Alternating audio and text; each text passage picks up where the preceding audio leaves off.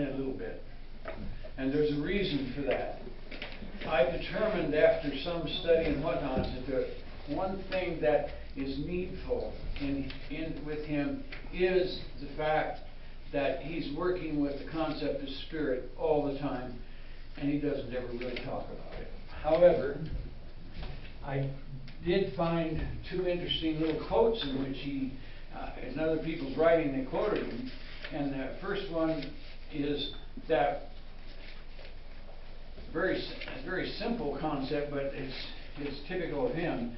In the thought of Teilhard Desjardins, quote, "I study matter and I find spirit."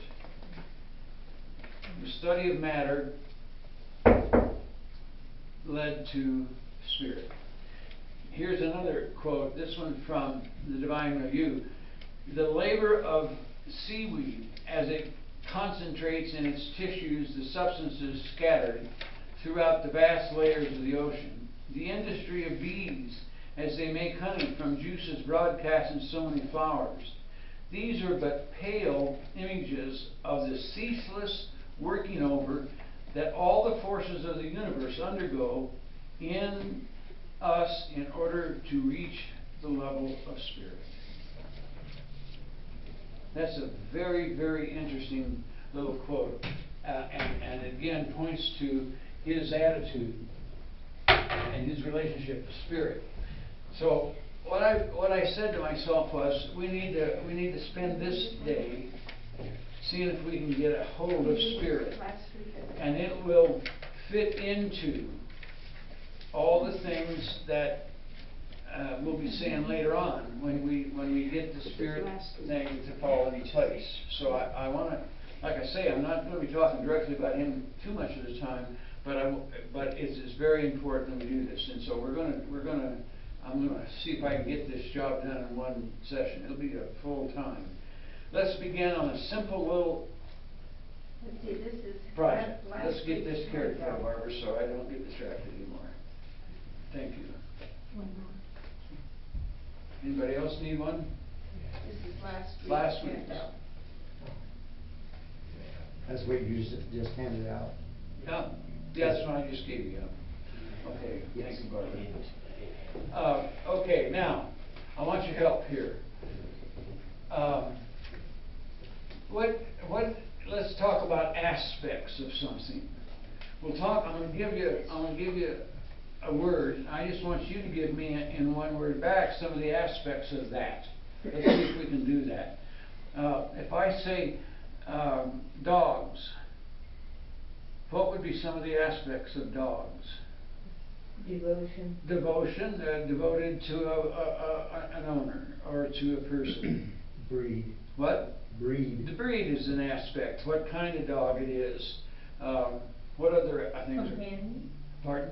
Companion. Companion is very important, and we got a lot of dogs being put to work these days. Work dogs.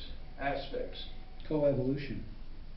As wait. in coevolution, as in evolved into dogs from wolves in relation so to the man. evolutionary history is an aspect of that dog. Okay, let's take another one. Take water. What are aspects of water? Quenching thirst. Okay. Peace. What? Peace. Peace. Okay. Aspects of water. How about ice? Yeah. Liquidity. Liquidity. Light. Light. Light. Life. Also gas. Evaporates. And so those are, see how it's all water, but they're aspects of it. Okay, let's try a couple more. How about an aspects of you? Now, I'm here, so make it aspects of me. And what can you say? Man. Man, that's one. Intelligent. Okay, that's something. Loquacious. Loquacious, that's true. Curious. Curious. Okay. You're missing some obvious ones. Well, humanoid. Humanoid, which is translated reflective or self-reflective. Okay, because that's what makes us human. Passion. compassion. All these things are now, and now bishop is one. Another one would be that would be brother, son. Husband. You know, different. So you see how it's all me. It's all but its aspects, okay? And that's very important to try to get a hold of this a little bit. Because now, and when I put up here on the board, matter has two aspects that Teilhard Chardin talks about. Do you know what they are? When he looks at matter, when he looks at this matter, so it has two aspects. One is matter, and the second is spirit.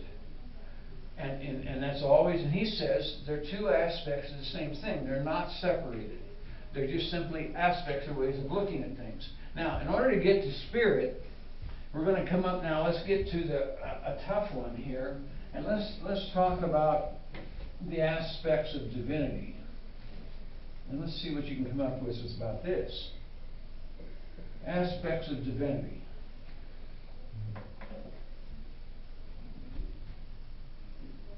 They all went silent. Misunderstood.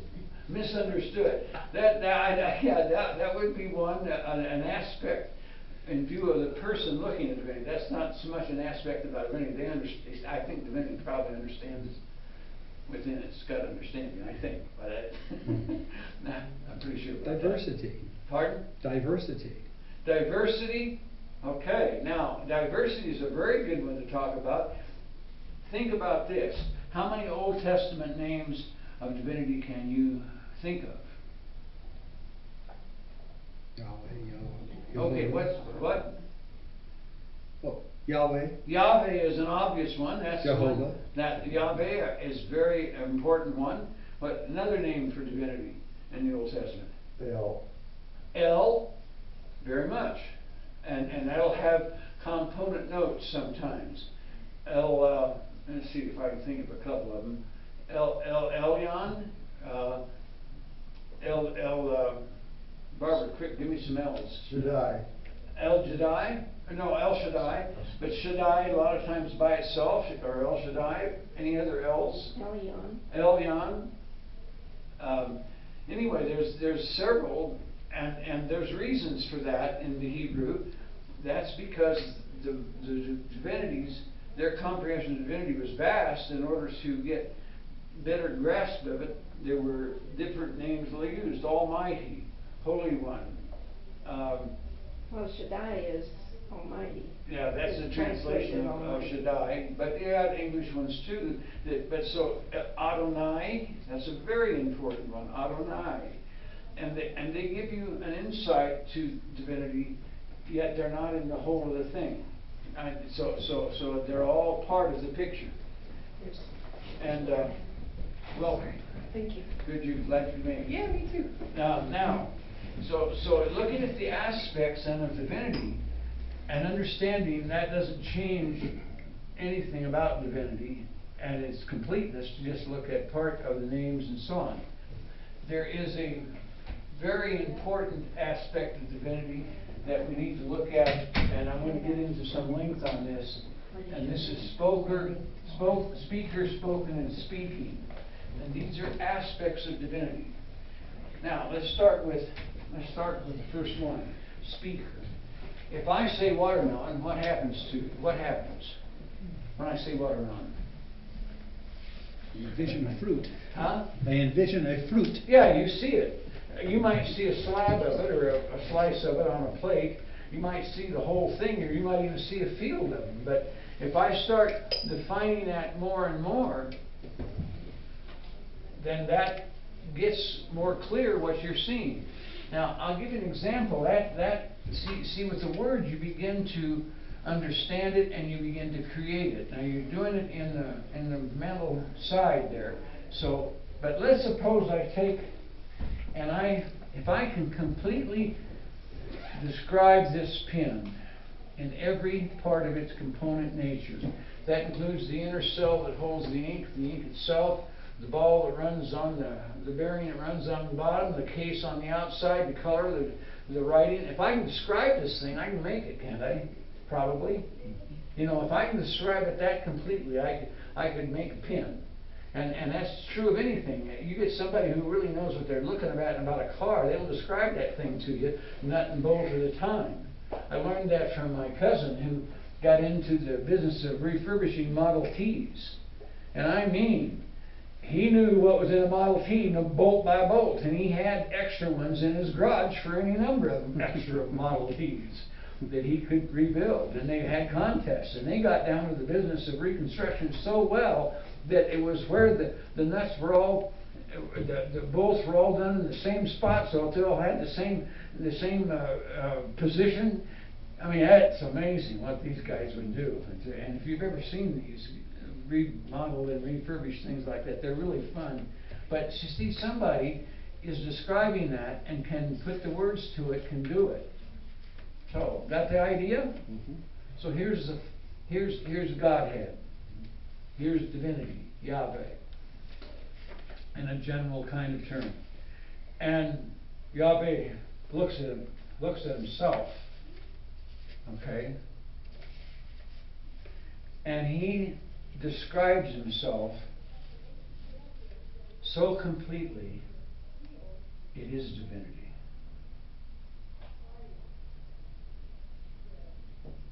That's another aspect. We got a speaker, Yahweh. Now we have a spoken aspect, and that's the Word that we know as the incarnate Word. And we're going to talk a lot about the incarnate Word in Chardinian thinking. And of course, that's going to point to Jesus. Now, whenever we use the word Jesus, and a little aside here for a moment so you know why I do this, and you can do it different ways, but this is what I use. Whenever I'm talking about Jesus, you'll hear me say Yeshua. And I'll tell you why I do that. One day I was having a conversation with him. And I said to Jesus, I said, you know, you got a lot of names. I mean, there's a lot of ways that people refer to you in different scripturally and so on. And if you ever see a list, there's a big poster down with all the names, and it fills the poster up. So I asked him, I said, have you got a favorite? And I got this really sweet smile back from him. And he said, oh yes. I said, what's that? He said, I just love the way people said my name in my native Aramaic. And that is Yeshua. And you find more and more Christian bodies today to using that name because they're becoming familiar with it. I asked him what's a favorite. He told me what his favorite was, so I use his favorite for me. That doesn't mean you have to, but at least you know who I'm talking about. And you can see it spelled Y-A-H-S-H-U-A or Y-A-S-H-U-A. I like the Y apostrophe S-H-U-A. The word itself is Yahshua, two parts. Yah is a shortened form of Yahweh. And Shua means deliverer. So, if you really understand his name and spreading that name out a little bit, it comes out like this. The one who is the cause of all that is, and the one who is in all that is your deliverer to see you safe from everything in your life, whether it's finances or health or family or setting or a fullness of redemption. That's what the name means.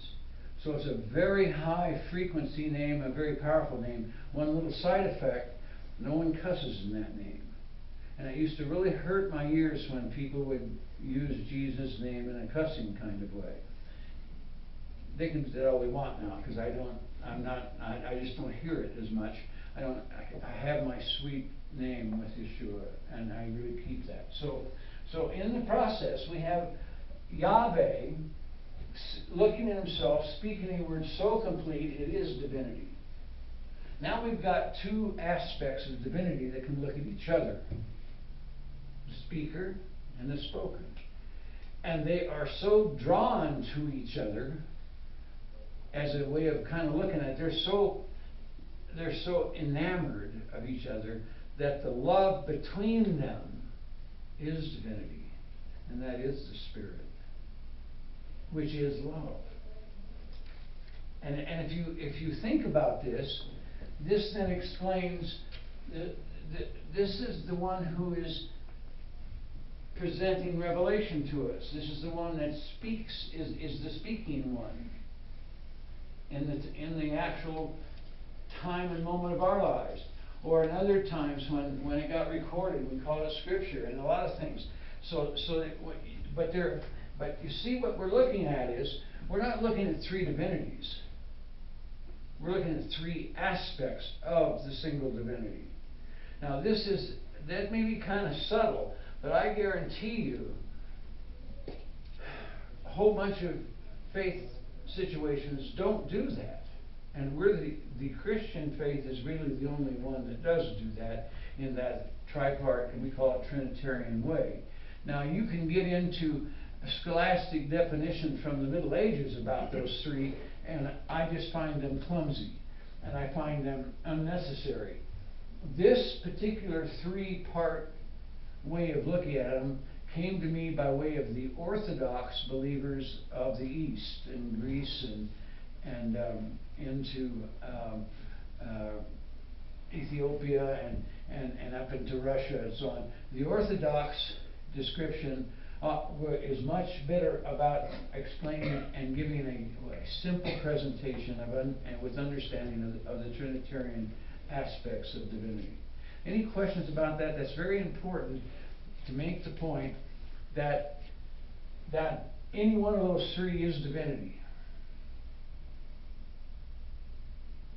But it's a different aspect, and it really helps us to be able to look at that. And this begins to explain the problem of spirit. When I began to look at the question of spirit, it's really hard to get a finger on it because it's so much around us.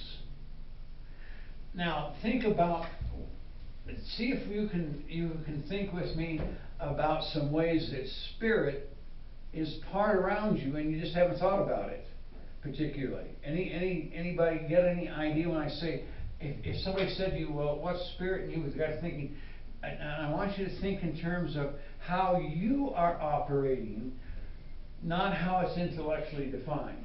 By the way, I got to make another side trip here. Hebrew is a word of pictures and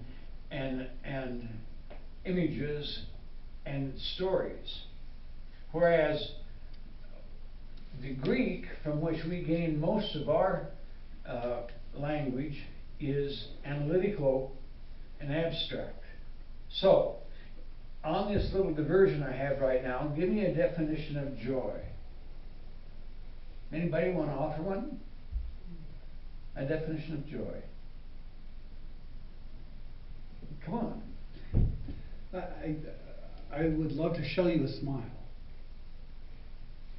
of like my mother at certain times, or some other people I know. You've been a Hebrew, see there? Yeah, well, whatever. Yeah, that's good. But that's in the right direction. Now, if most people answer joy, I was going to see happiness or an excitement of happiness. Now, those are abstractions. I'll give you one of joy. The first time Betty held her son in her arms, that was joy. And there's no mistaking that as being joy. Or here's one, grief. Take on grief. What's grief? What is grief? Sadness. Pardon? Sadness. Boy, that's Greek. That's a Greek definition of grief.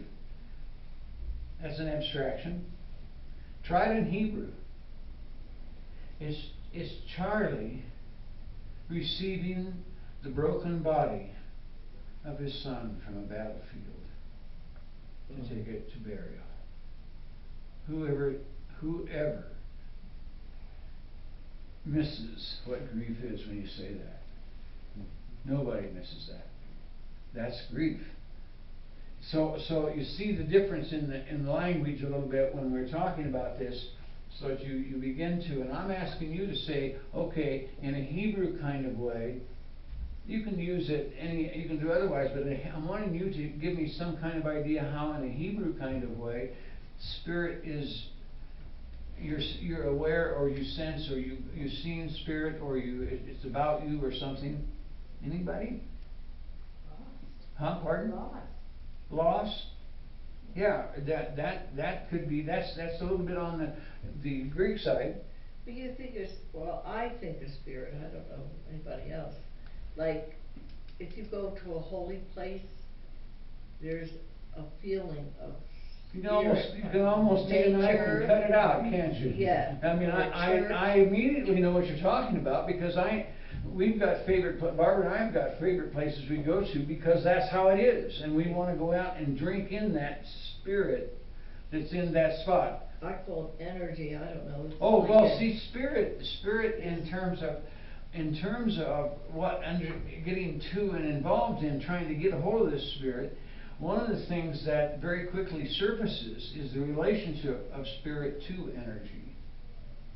And many would say they are the same things, different aspects of the same thing, energy and spirit. And now, so keep going. We haven't got enough of this yet. Come on, some more spirit. There was a case on the internet this morning, Orlando again. Mm-hmm. A mother watched her 1-year-old snatched from the edge of a pond by an alligator. Wow. You know, and what is that? That immediately released in you a sense of spirit, what she was feeling. See what I'm trying to say? Now, emotion oftentimes hooks into spirit very much, and so you can have things that are spirit experience that are highly emotional. Then that's true. All I'm trying to say is spirit's all about you, all around you and in you, and you just live in it so much that you don't think about it. You don't set out to define it. You don't set out to necessarily parse it out in some kind of philosophical, logical manner. And because of the nature of spirit being what it is, it's a little hard to get a hold of, because every time you start to get a hold of it, you close your hands and it's got away from you.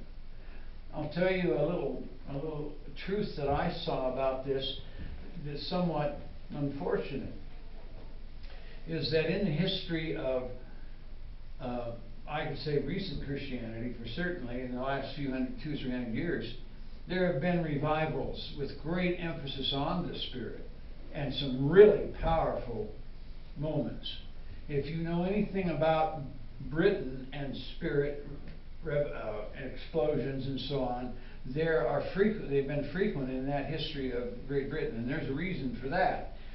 But in the somewhat recent time, there was a huge revival of spirit in Wales. In fact, it was so strong that it changed the culture of that area so deeply, there was no crime. It just fell off because there was this explosion of spirit. I mean, that's where policemen and firemen, barbershop quartets came from. They didn't have anything to do. And they started singing. And so that, because people like to sing, and so they would be sitting around and they'd start singing. Well, then they started singing in parts, with a bass and an alto, and all the tenor, and they're singing. And that's where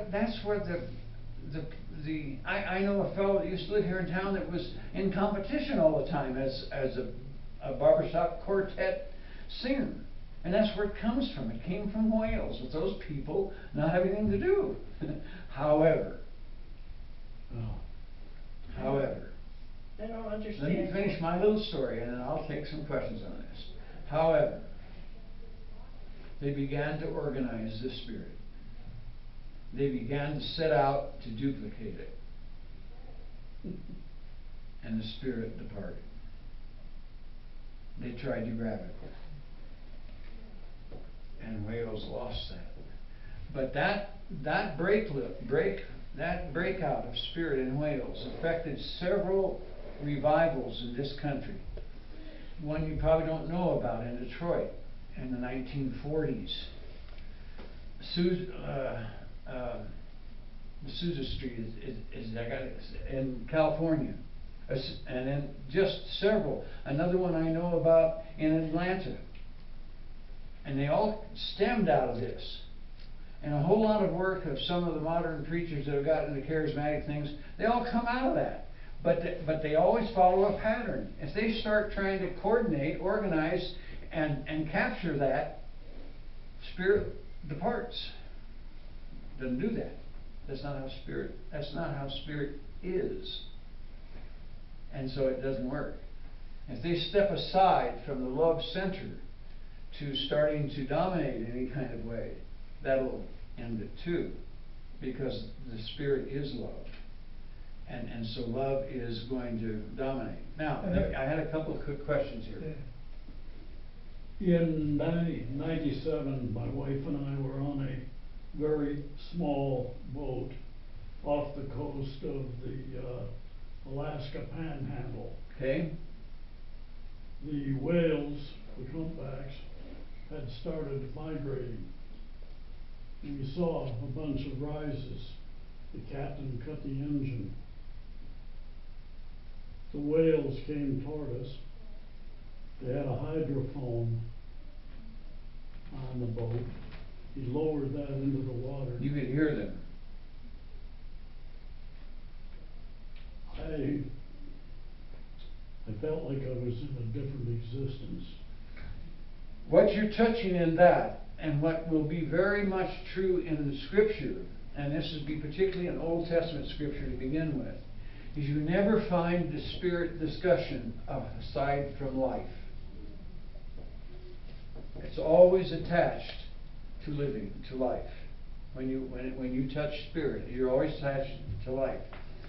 Teilhard will take that further, but that's okay. That the comprehension of the culture at that time, that was a very correct awareness that spirit and life went together, and so when someone died, then they could see that the spirit departed because the person was no longer alive, or the animal was no longer alive, and so they talk about that. You'll find that same kind of language in native tribes, old native tribes, whether it's Aborigines or American Indians or Native Americans or other Aboriginal type groups.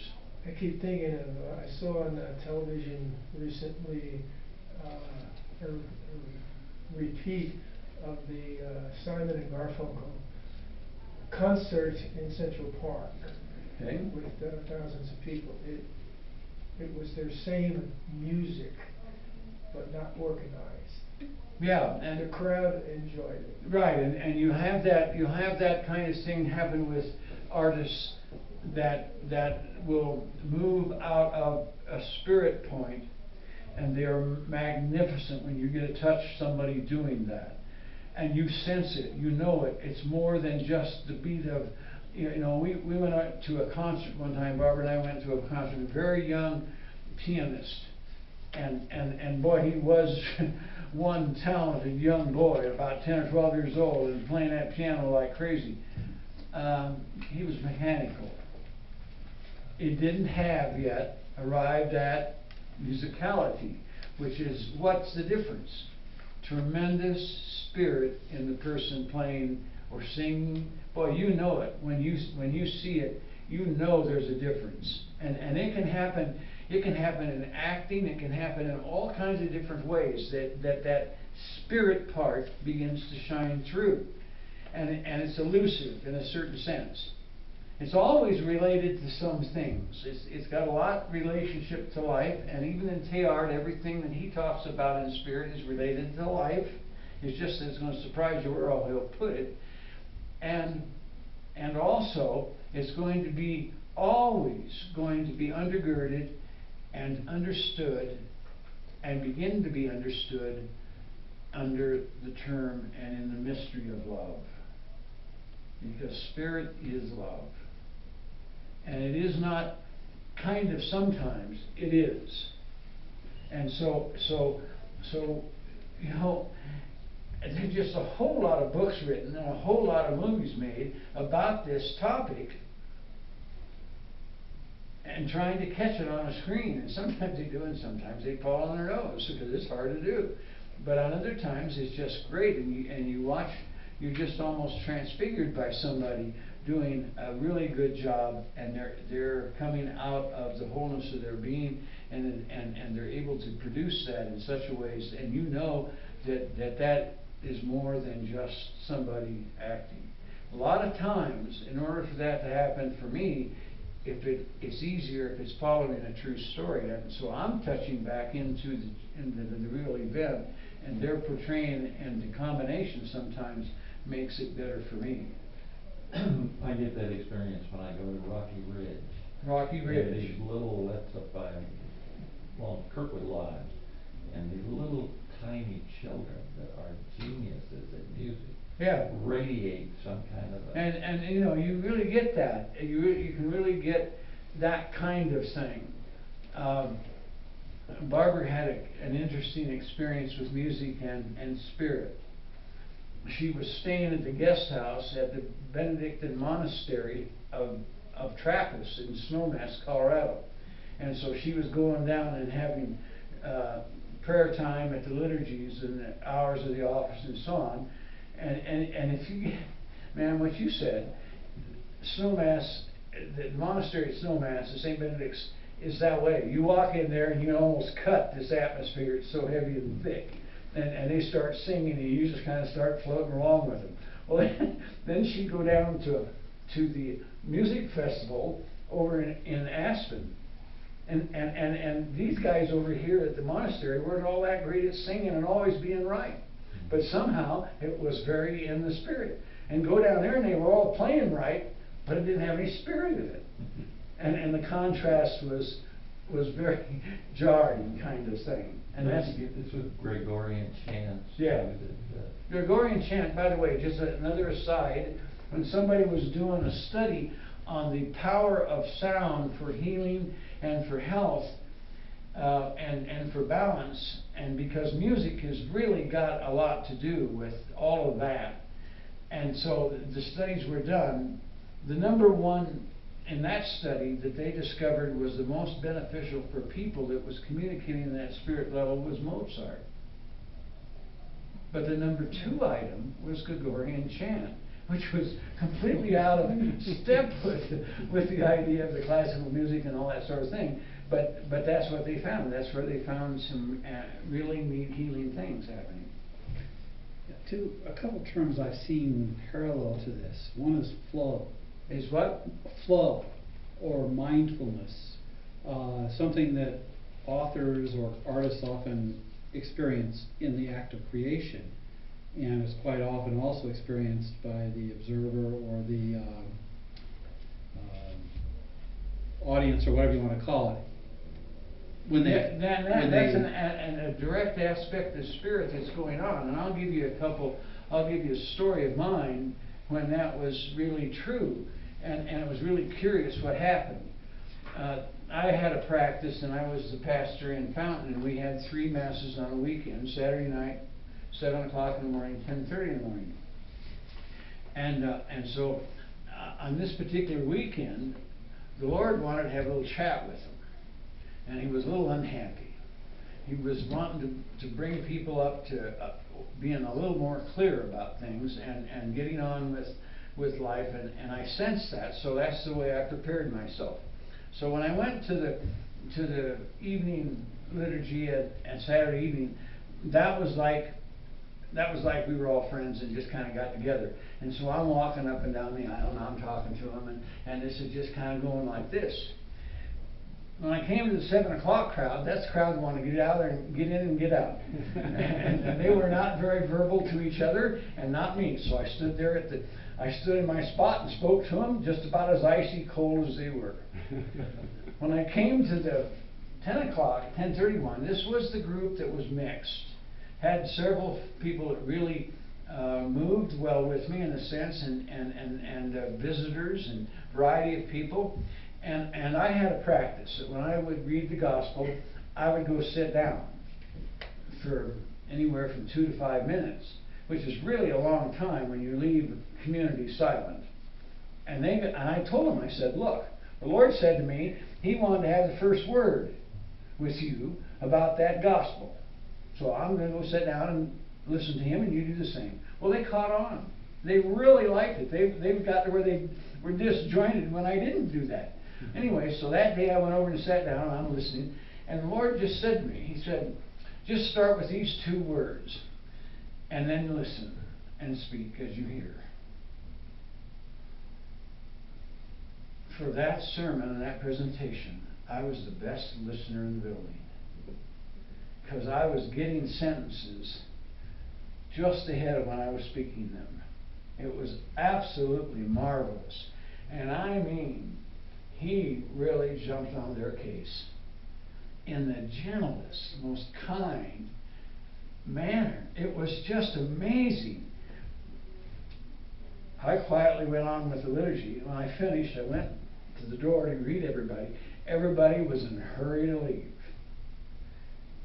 And nobody said to me, oh, really good sermon today. I hadn't done it. And they sensed it in a sense. And it really affected them. And I had the feeling was they were going home and trying to figure out how to get out of being underneath the pointed finger and something they need to work on. They wanted to leave the place in a hurry. But it was just amazing how that affected that entire setting. And I was just simply letting the Lord give me that. And that's a function of the Spirit when that happens. It happens from time to time with people, and it's very real. So what we're trying to do here is we're trying to get this business of understanding Spirit to where you begin to see it or feel it, and you recognize it in yourself or others. Now I can tell you this is a problem, because what do we do with training people? We train children from the very beginning to be very competitive. You think about this for a minute. There's a great deal of that's done without meanness by parents, and then schools are great at it. They really train in competitiveness. Whether it's a speaking event or who can do the spell test the best or who can do this, and even a teacher that is trying to get to lift each individual up into their own place, it's very hard to avoid this competitiveness. Then you get out of school, my goodness, look what we do with sports. I mean, it just goes on all year long from one to another, all set on this competitive thing. Well, guess what? All competition is reductively violent. That's not a Spirit place. And so all through education and school, there's a whole lot of ways that there's no Spirit attention given, none respected. And even to the point that among children they can be brutally mean to somebody who's got a bit of Spirit showing. And somebody laughs at them or kids them or derails or mimics. And that squashes any sense then of Spirit or desire to try to move in Spirit. One of the problems, and I mentioned it I think last week, but one of the problems in my growing up was I was intuitive, and I didn't know what intuitive was all about. I just knew I did something strange sometimes and knew things or sensed things that were going on. And then I got in trouble for it a lot of times. And I certainly got put aside by other friends in the neighborhood because I was not that competitive in a mean way. And I certainly didn't understand what was going on until many, many years after my education. I finally realized I'm just intuitive by nature. I just have that built into me somehow, and you women are supposed to have it all the time, which some of you are probably mad because you don't, but you're certainly told you ought to, and you're certainly told if you're a male you shouldn't. And if you think that's not a problem, take another look at Orlando. It's right in that picture. You know what I'm talking about? at all? When I say I connect what I just said about the intuitive and connect it right back over to the Orlando situation?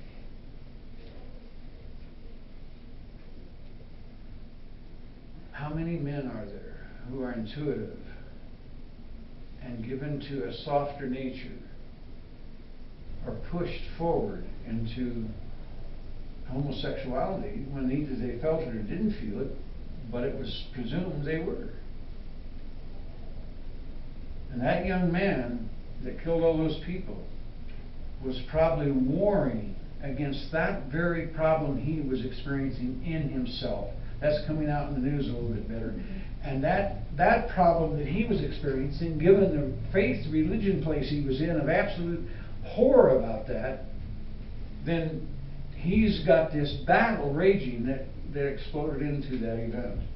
And it has a lot to do with misunderstanding people and not taking them for how they are.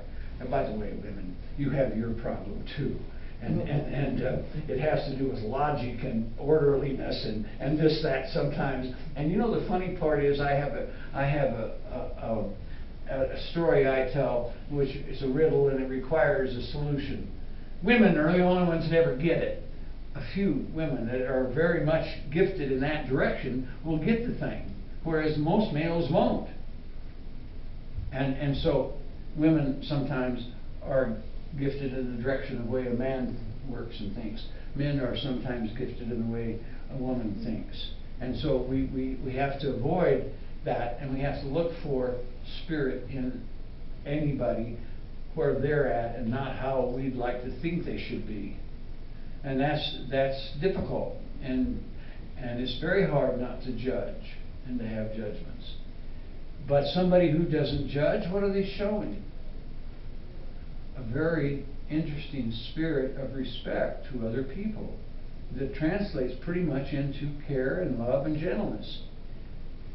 I never find out and out judgment in Teilhard anywhere. He just was very careful about that. I don't think that's accidental. He happened to be a very spiritually tuned person who spent long periods tending to his spirit. And as he grew up and got older, he always took a week or two off for retreat, where he would just be quiet and be reflective and present. What are you doing when you do that? Well, if you've got a judgmental spirit, about the first thing the Lord's going to bring up is saying, that doesn't have much to do with me. You know, yeah, you're right about that, I'm sorry. Well, you know, maybe you ought to change. Well, okay. You know, so you can just imagine that in that quiet, constant thing that he did all his life, he probably had to face that judgmental thing. And you think about this. When he was resisted from printing his books, what a huge problem that would have been to him. And he does give you an insight about that from time to time, but not with mean judgment. And so, and because he wasn't like that, what happened? People liked him wherever he went. It didn't matter if they had a whole different religious background than him. He was always a gentleman, not judgmental, a listener.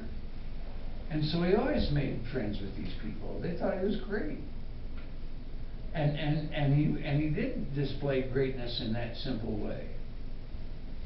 So that's functioning. That's back working through that whole spirit kind of thing.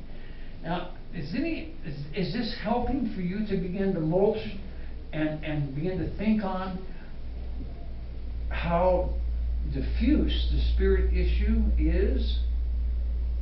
And can, I hope that your assignment is to see if you can spot it and figure it out a little bit.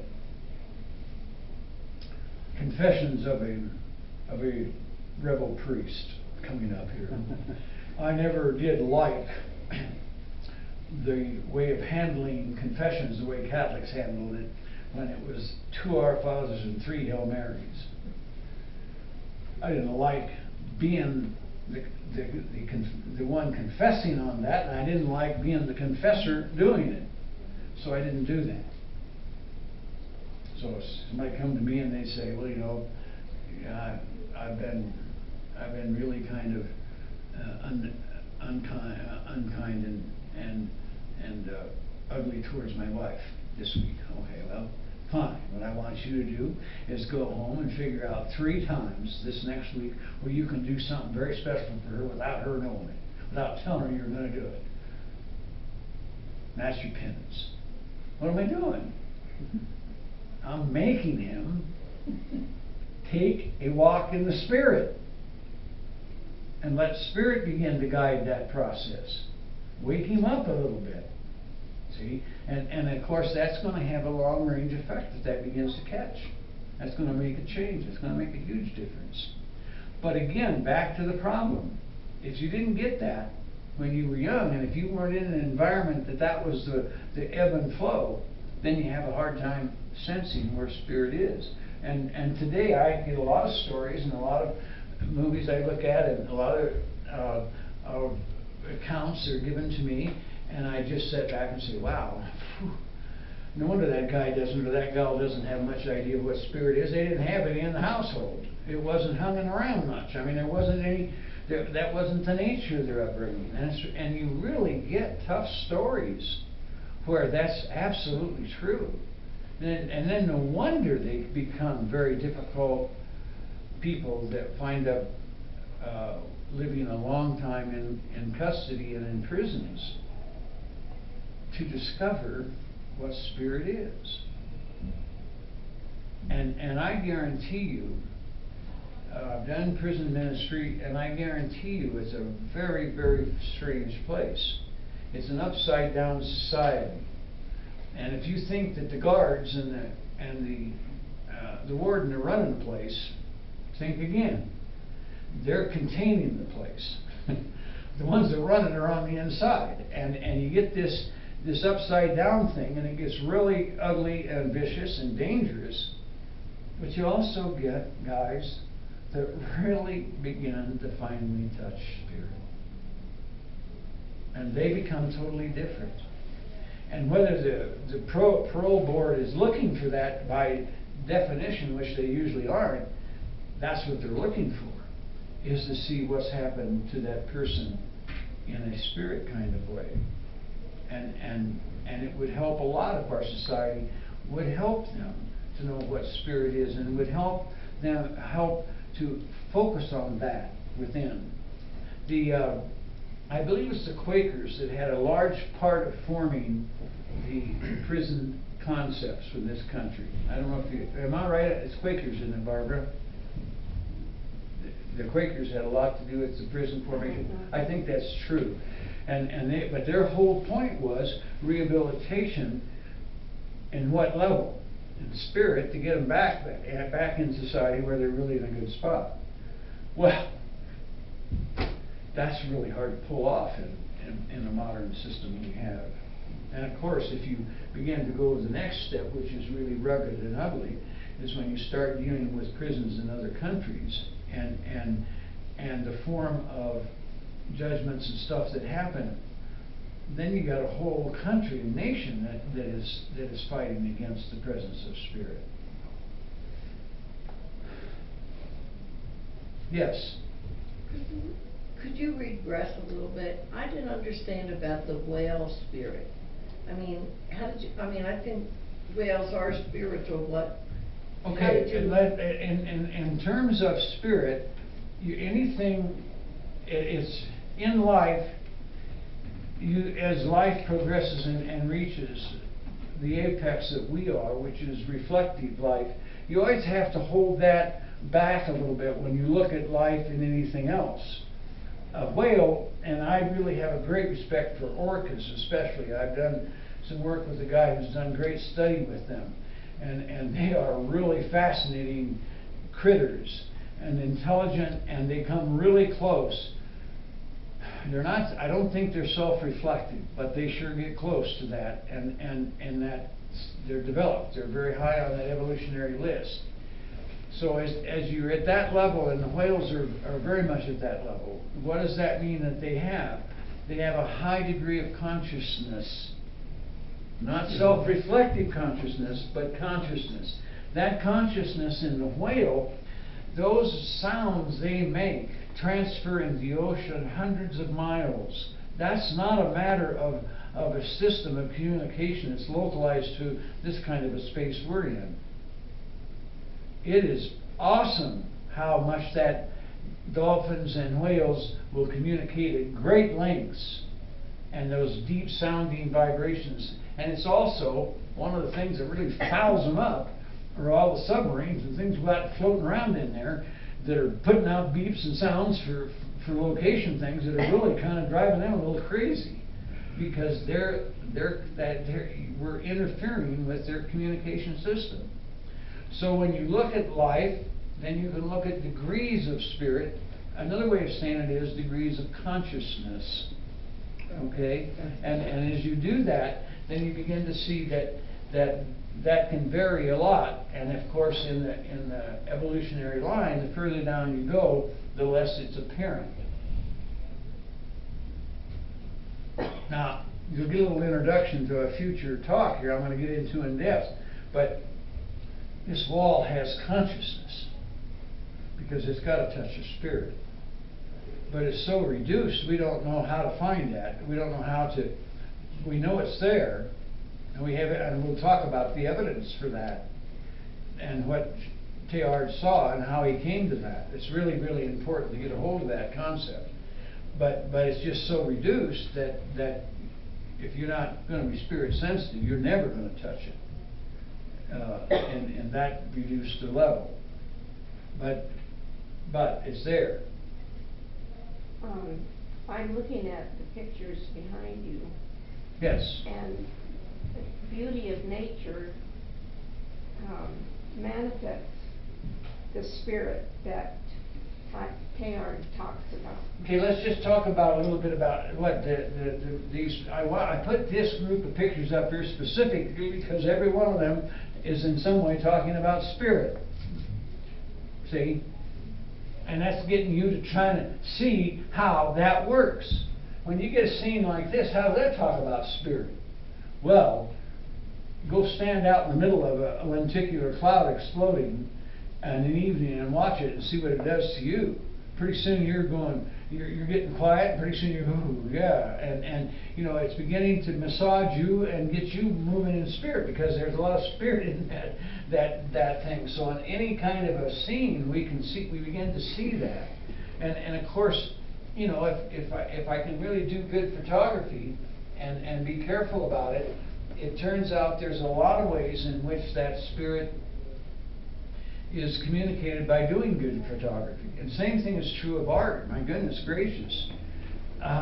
Go to an art show where you really have good material and some carefully selected and kind of put into order kind of things, and you'll get right into the spirit of that thing. And pretty soon it's like you're feeling that thing as and you know, and I know the first time I got a chance to really see modernism from the French movement that came out of that and then developed out, Americans wound up with a lot of that art. And the first time I got to see that was in the museum in Philadelphia, the one where Rocky went up on the steps and did his thing.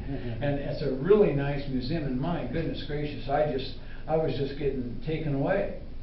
And when I walked into a room with a Renoir that was as big as this part of the wall here, oh yeah, I think I'll be here for a little while. just getting caught in this.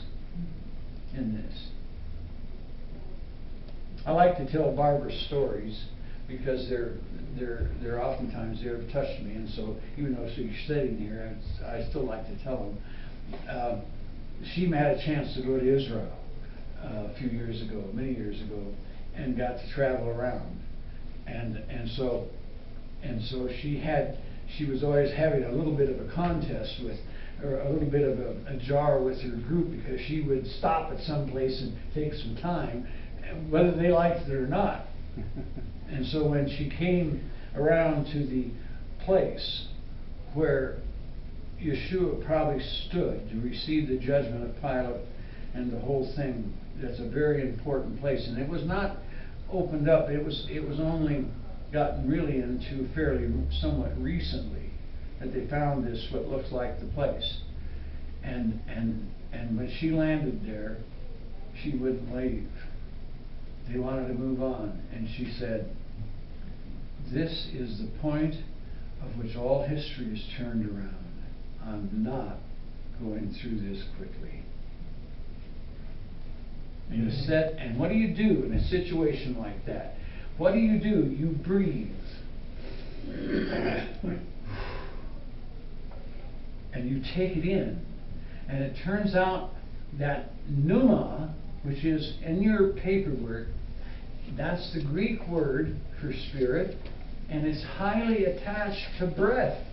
Everything about it is attached to breath. And when you take ruach, which is in the Old Testament word for spirit, those two will cover your basic understanding, your basic presentation of spirit in the scriptures. And so what I did for you is on the back, on the last page, you have a front and back thing, and the front side of that is got Old Testament verses. Now there's 560 different uses of spirit within the scripture. I didn't give them all to you, but I took a selection out of the Pentateuch, first of all, which are the first 5 books of the scripture.